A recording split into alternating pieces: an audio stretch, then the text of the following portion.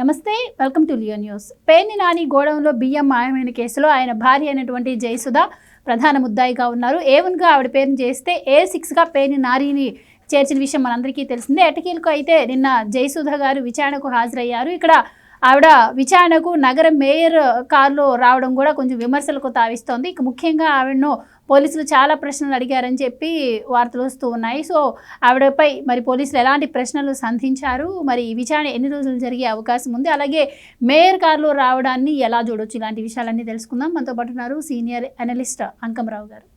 నమస్కారం సార్. నమస్తే అమ్మా. సార్, పేర్ని నాని భార్య గారు నిన్న విచారణకు హాజరయ్యారంటున్నారు. సో దాదాపు 45 ప్రశ్నల దాకా ఆవిడని సంధించారు. కానీ ఆవిడ మొత్తం కొన్నిటికి అవును కాదు లేదని సమాధానం ఇచ్చారు అంటున్నారు. సో విచారణ అంతం ఎలా జరిగిందంటారు? మరి ఈ విచారణకు మళ్ళీ కంటిన్యూ అయ్యే అవకాశం ఉందా? అండ్ వాళ్ళిద్దరు భార్యాభర్తలకు కూడా ముందస్తు బెయిల్ వచ్చిన నేపథ్యంలో మరి ఆల్రెడీ ఇప్పటికే 4 ఈ కేసులో అరెస్ట్ చేసి కూడా ఉన్నారు. వాళ్ళ నుంచి ఏమైనా వాంగ్మూలం వస్తే వీళ్ళని కూడా అరెస్ట్ చేసే అవకాశం ఉందంటారా? మీరేం? అంటే నిన్న ఆమె వచ్చి పోలీసుల ముందు విచారణ ఎదుర్కొన్న సందర్భంగా మీరు చెప్పినట్లు ప్రస్తుత మేయరు, మాజీ మేయరు, డిప్యూటీ మేయరు ముగ్గురు మహిళలే అక్కడ మచిలీపట్నంలో. వాళ్ళ ముగ్గురితో కలిసి రావడం కూడా జరిగింది. 2 న్యాయవాదులతో కలిసి రావడం కూడా జరిగింది. ఆమె సరే అనారోగ్య కారణం కూడా ఉంది, తొందరగా పంపించమని అడిగారు. సుదీర్ఘంగానే జరిగింది విచారణ. దాంట్లో మీరన్నట్టు 45 ప్రశ్నలు సంధించారు. ఈ ప్రశ్నలు సంధించినప్పుడు అక్కడ ఆమె దగ్గర నుంచి సరైన సమాధానం రాలేదని మాత్రం చాలా స్పష్టం. నాకు సంబంధం లేదు, నేను మామూలుగా నా పేరు మీద ఉందే తప్ప నిర్వహణ అంతా నా భర్త చూసుకునేవాడు, లేదంటే అతను ఎవరైతే ఉన్నాడో మానస తేజ అని చెప్పని మేనేజరు ఆయన చూసుకున్నాడు అని చెప్పి చెప్పడం కూడా జరిగింది. అంటే ఇక భర్త పేరు చెప్పలేదు, మానస తేజ పేరు మీదే అతనే చూసుకున్నాడని చెప్పారని చెప్పి మనకు వస్తున్నట్టు సమాచారం.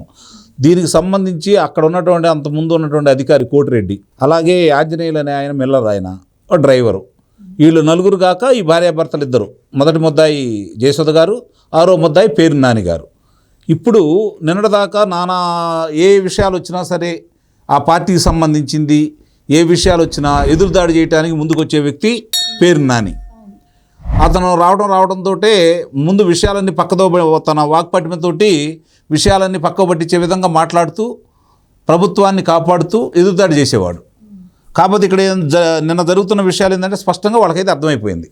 ఎందుకు అర్థమైపోయిందా అంటే ఎప్పుడైతే దీని మీద విజిలెన్స్ ఎంక్వైరీ స్టార్ట్ చేశారో దానికి సంబంధించిన ఒక్కోడు బయటకు వస్తున్న సందర్భంగా అక్కడ బియ్యం మాయమైనాయి. ఇది వాస్తవం. 7,577 బస్తాల బియ్యం మాయమైపోయినాయి. బియ్యం మాయమైపోయిన సందర్భంగా విచారణ తెలుస్తుందని, విచారణలో అవన్నీ తేలుతుందని చెప్పని ముందస్తుగానే వీళ్ళు వెళ్ళి సబ్ కలెక్టర్ గారికి వాళ్ళు లేఖ ఇవ్వటం, అలాగే డబ్బులు కూడా కట్టడం కూడా జరిగింది. 1,68,00,000 రూపాయలు కట్టడం కూడా జరిగింది. ఇక్కడ గమనించుకోవాల్సిన అంశం ఏంటంటే మనకు సంబంధించినంత వరకు ఎక్కడైనా సరే ఏ డీలర్ల దగ్గర అయినా సరే బియ్యం వీళ్ళు వెళ్ళి తనిఖీ చేసేటప్పుడు, విజిలెన్స్ వాళ్ళు వెళ్ళి తనిఖీ చేసేటప్పుడు బియ్యం కనుక 100 బస్తాలు ఉండాల్సింది కనుక అక్కడ 90 బస్తాలు ఉంటే 10 బస్తాలకి 10x10 అంటే 10 రెట్లు అదకంగా వాళ్ళ మీద రుసుము వేసేసి అపరాధ రుసుము కింద 100 బస్తాలకు డబ్బులు వసూలు చేస్తారు వీళ్ళు. ఈ ఫుడ్ కార్పొరేషన్కి దానికి ఒక నియమ నిబంధనలు అంటూ ఉన్నాయి అన్నమాట. మరి ఈ సందర్భంగా ఇక్కడ బియ్యం మాయమైంది కాబట్టి, అది కూడా నిరుపేదల బియ్యం అక్కడ దాచిపెట్టిన బియ్యం కాబట్టి, ఈ బియ్యాన్ని వాళ్ళు అలా అమ్ముకున్నారు కాబట్టి అమ్ముకున్న విషయాలు ఎవరైతే మానస తేజ అకౌంట్కి వస్తే అతను పేరు కిట్ అకౌంట్లో పంపించాడని వీళ్ళ కుటుంబాలకు పంపించారని చెప్పి ఇప్పుడు ఒక్కో ఉదంతాలన్నీ బయటకు వస్తున్న సందర్భంగా దీనికి సంబంధించినటువంటి పౌరశాఖ మంత్రి గారు నాదెండ్ల మనోహర్ గారు కావచ్చు, అధికారులు కావచ్చు, ప్రభుత్వం కావచ్చు, దీని మీద ప్రత్యేక దృష్టి పెట్టి 10 రెట్లు వాళ్ళ దగ్గర నుంచి వసూలు చేయాలి. ఇవాళ ఆయన వచ్చి రేపు పొద్దున ఇప్పుడు నాకేం సంబంధం లేదు అంతా మేనేజర్ చూసుకున్నాడు అంటే మేనేజరు ఆమె పేరు మీద ఉంది కాబట్టి ఆమె కూడా బాధ్యురాలే. అక్కడ మహిళ లేకపోతే పసిపిల్లలనే చూడరు, ఎవరి పేరు మీద అయితే ఉన్నాయో వాళ్ళకే బాధ్యులు చేసేది. ఇప్పుడు అక్కడ జరగకూడదు ఏదైనా జరిగిద్ది, ఒకవేళ అగ్ని ప్రమాదమే జరిగిద్ది, ఆ పేరు మీద ఆమె ఉంది కాబట్టి ఇన్సూరెన్స్ వచ్చే డబ్బులు వాళ్ళకే కదా వెళ్ళేది. అప్పుడు ఏదైనా పేరు నానికి వెళ్తాయా లేకపోతే వాళ్ళ అబ్బాయికి వెళ్తాయా? ఎలాగో కదా. అంటే లాభం వస్తేనేమో మీరు తీసుకుంటారు, పేరు మాది ఉంది కాబట్టి అని. ఇట్లాంటి ఉపద్రవాలు జరిగితే మహిళ వాళ్ళు ఎలా మీరు ఇబ్బంది పెడతారు అని చెప్పి మాట్లాడుతూ ఉంటారు. మహిళ పేరు మీద, నీ భార్య పేరు మీద నువ్వు రాజకీయాల్లో ఉన్నావు, నీ తండ్రి ఎన్నాళ్ళ నుంచో రాజకీయాల్లో ఉన్నాడు, శాసనసభ్యుడిగా చేశారు, అలాగే మున్సిపల్ చైర్మన్గా చేశాడు, నువ్వు 2 పర్యాయాలు శాసనసభ్యుడిగా ఎన్నికయ్యావు. మరి నువ్వు దాని గురించి చూసుకుంటా ఉంటే నీ భార్య పేరు మీద ఎలా పెట్టావు? ముందుగానే మీరు అనుకున్నట్టు ప్రణాళికబద్ధంగా కావాలని చెప్పని మీ ప్రభుత్వమే కొనసాగిద్దని ఇంకా కొన్ని సంవత్సరాలు ఇలాంటి దందాలు చేయొచ్చని ద్వారంపూడి చంద్రశేఖర్ రెడ్డి కాకినాడ కేంద్రంగా నిర్వహిస్తున్నటువంటి ఈ బియ్యం దందాకు సంబంధించి, ఈ మాఫియాకు సంబంధించి రాష్ట్రంలో ఉన్న అన్ని నియోజకవర్గాల నుంచి సేకరించిన బియ్యాన్ని మీరు బయటికి పంపించారని స్పష్టం. అందుట్లో మచిలీపట్నం కేంద్రంగా కృష్ణా జిల్లాలో నువ్వు ప్రముఖ పాత్ర వహించావని చెప్పని ఈరోజు సాక్ష్యాధారాలు సహా బయటకు వస్తూ ఉన్నాయి.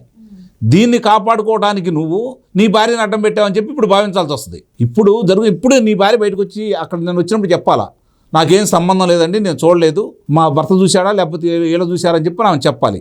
కానీ సాక్ష్యాధారాలు కనపడుతున్నాయి కాబట్టి దానికి సంబంధించినంత వరకు ఇందాక నేను చెప్పినట్లు 10 రెట్లు ఎట్టి పరిస్థితుల్లో కూడా 10 ఇంతలు వాళ్ళ దగ్గర నుంచి రెవెన్యూ రికవరీ యాక్ట్ ప్రకారం డబ్బులు వసూలు చేయాలి. అసలు వసూలు చేయడంతో పాటు ఆయన అరెస్ట్ కూడా జాప్యం జరుగుతోంది. అండ్ ఇప్పుడు కేసు నమోదై నెలలు అవుతుంది. అలాగే మొన్న ఆయన A6గా చేర్చిన రోజు కూడా నోటీసులు ఎప్పుడు అర్ధరాత్రి వెళ్ళి అంటించారు. ఆయన A6గా నమోదు చేశారని తెలుసుకున్న తర్వాత ఆయన పరారీలోకి వెళ్ళిపోయారు. ఎందుకు పోలీసులు కూడా ఇంత తాత్సారం చేస్తున్నారు, రోజులు నెలలు గడుస్తున్నా కూడా ఎందుకు అరెస్ట్ చేయలేకపోతున్నారని కూడా వినిపిస్తున్నాయి సార్ మాటలు. అంటే ఇక్కడ అధికారులు ఇంకా వాళ్ళకు కొంత సహకరిస్తున్నారనేది వాస్తవం. అధికారులు కూటమి ప్రభుత్వం చెప్పు చేతల్లో ఇంకా రాలేదు.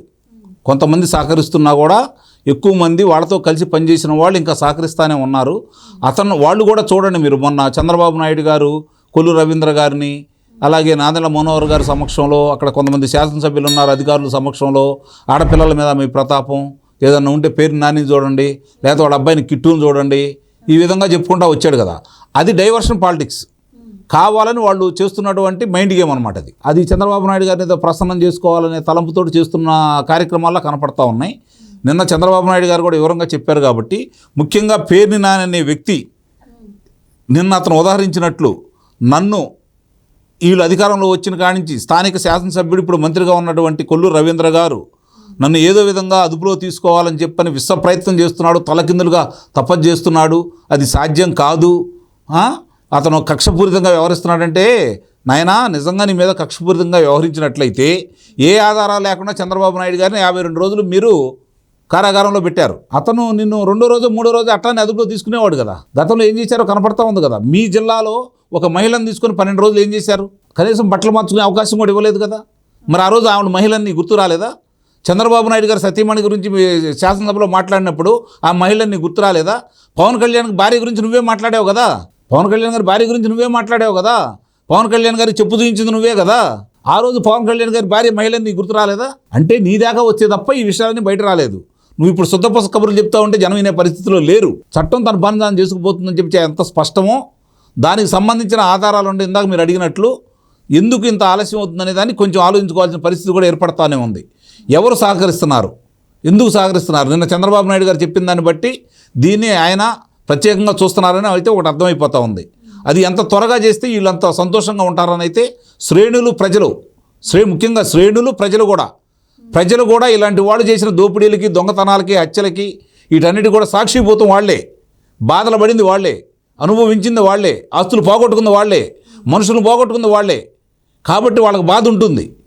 వాళ్ళకి ఉపశాంతి జరగాలి అంటే దేవుడికైనా తప్పలేదు దుష్ట శిక్షణ, శిక్షణ రక్షణ అనేది. చంద్రబాబు నాయుడు గారు దానికి అతీతం అయితే కాదు కదా. నిస్సందేహంగా వీళ్ళందరూ కూడా ఇప్పుడు జరుగుతున్న దానికి ఎవరైతే బాధ్యులైతే ఉన్నారో, గత ప్రభుత్వంలో ఎవరైతే ఇలాంటి దురాంతాలు చేశారో, దుర్మార్గాలు చేశారో వాళ్ళందరినీ చట్ట ప్రకారం మీరు అదుపులో తీసుకోమని చెబుతున్నాం. అంతేగాని రఘురామకృష్ణరాజు గారిలాగా ఆయన వాళ్ళని దండించమని చెప్పట్లేదు. లేదంటే కొల్లు రవీంద్ర గారిలాగా, లేకపోతే ధూళిపాల నరేంద్ర కుమార్ లాగా చేసి అక్కడ దాకా ఎందుకమ్మా? జేసీ ప్రభాకర్ రెడ్డి గారి భార్యని, కోడలను కూడా అప్పుడు కేసుల్లో పెట్టారు కదా. ఆ రోజు గుర్తు రాలేదా? ఇవన్నీ కూడా మన కళ్ళ ముందు కనపడతానే ఉన్నాయి. మహిళామ తల్లులు ఇప్పుడు ఆ రోజు గౌతు శిరీష గారిని తీసుకొచ్చేసి ఒక రోజల్లా కూర్చోబెట్టి ఉదయం నుంచి సాయంత్రం దాకా విచారణ నిమిత్తం అక్కడ కూర్చోబెట్టారు కదా. ఆ రోజు ఆమె మహిళని గుర్తు రాలేదా? ఆమె పోటీ చేసిన మహిళే కదా. సర్దార్ గౌతులచ్చన్ గారి మనవరాలే కదా. ఇవన్నీ గుర్తు రాకుండా ఈరోజు నీ ఇంటికి వచ్చేదానికి నీకు గుర్తు వస్తా ఉన్నాయా? అంటే చేసిన పాపాలు ఎక్కడికి పావు, శాపాలే వెంటాడుతూ ఉంటాయి అనేది మీరు గుర్తుంచుకోవాలి. ఇది ఆయనకొక్కడికే కాదు నేను చెప్పేది, రాజకీయంలో ఉన్న ప్రతి వాళ్ళు కూడా తన నడవడిక, మనం ఏ ఉద్దేశంతో వచ్చాము రాజకీయాల్లోకి, ఇది గమనించుకోవాలి. ప్రజలు ఎందుకు మమ్మల్ని ఆదరిస్తున్నారు, ఆదరించిన ప్రజలకు మనం ఏం చేయాలి? మంచి చేస్తే కలకాలం ఉంటారు, మంచి చేయకపోతే మీరు చూస్తూనే ఉన్నారు గత ప్రభుత్వంలో వాళ్ళు ఏ విధంగా తిరస్కరించారో. అంతకంటే గొప్పవాళ్ళేం కాదు. ఆలోచించుకోండి. ఈరోజు పేర్ని నాని అనే అంశం బయటకు వచ్చిన తర్వాత అనవసరంగా వాళ్ళ కుటుంబాన్ని బయటకు తీసుకొచ్చింది అతను. వాళ్ళ భార్య పేరు మీద గోడౌన్లు పెట్టింది అతను, బయట వాళ్ళు ఎవరు చేయలేదు కదా. ఇంకా నువ్వు చేసిన దానికి నువ్వు బాధ్యుడివి. నిజంగా నాకు చిత్తశుద్ధి ఉన్నట్టయితే నువ్వు వచ్చేసి ఇది నా భార్యకి ఏది తెలియదు, నేనే ఇదంతా చేశాను, దయచేసి ఏదైనా ఉంటే నన్ను వేయండి అని చెప్పని ధైర్యంగా మాట్లాడే ధైర్యం నీకు ఏది? ఆ రోజు చంద్రబాబు నాయుడు గారు అన్నావు కదా, వచ్చి నువ్వు నిరూపించుకోవచ్చు కదా, ఎందుకు నువ్వు బెయిల్ కోసం ప్రయత్నం చేస్తున్నావు? రకరకాలుగా మాట్లాడారు కదా. ఈరోజు నువ్వు ఎందుకు సాడు ఎక్కడికో పరారా ఎందుకున్నావు? రా, బయటికి రా, ప్రజాక్షేత్రంలో రా, నీ ప్రజలతో కూర్చో, ప్రజల మధ్య కూర్చో, విచారణ చేయమని చెప్పు, విచారణకు సహకరించు. నీ దగ్గర ధర్మం ఉంటే నేనేం చేయరు కదా, అధర్మంగా చేస్తే నాలుగు పట్టవు కదా నువ్వు. కాబట్టి ఇవన్నీ ఆలోచించుకోవాలి. పేరు Nani. Right sir, thank you so much అండి. Thank you. Please subscribe to Leo news for more videos.